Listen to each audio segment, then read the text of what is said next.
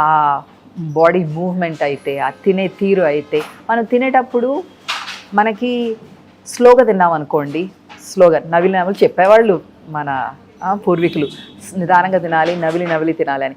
ఏమవుతుంది నవిలి నవిలి తిన్నప్పుడు మన బాడీలో ఒక లెప్టిన్ అని ఒక హార్మోన్ ఉంటుంది, అది రిలీజ్ అవుతుంది. అదేంటి, మన సాటిస్ఫాక్షన్ సేషియటీ హార్మోన్ అనమాట.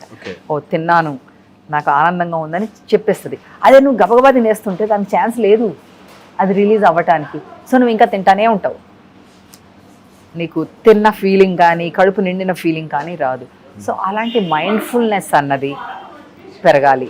అవి మనకి ఇప్పుడంతా ఫాస్ట్ లైఫ్ అయిపోయింది, స్లో లైఫ్కి opposite fast food, fast life. మనకి వండితేనంట టైం వేస్ట్.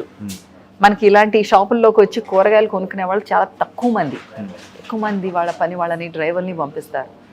మనం దాంట్లో ఆ పండుని పట్టుకుని ఆ కూరగాయని చూసి నాకు కొంచెం ఎక్కడ పండింది, ఎంత మంచి వాసన వస్తుంది, ఎంత మంచిగా ఉంది చూడటానికి, దీన్ని అది చేసుకుంటాను, ఇది చేసుకుంటాను, అది ఆనందం. అది స్లో లివింగ్, స్లో లైఫ్. దాంతో వస్తాయి. అవన్నీ లేకుండా నువ్వు హడావుడిగా బతికేస్తుంటే అందుకే నీకు ఇన్ఫ్లమేషన్ పెరిగిపోతుంది బాడీలో, ఆటోఇమ్యూన్ కండిషన్స్ పెరిగిపోతున్నాయి.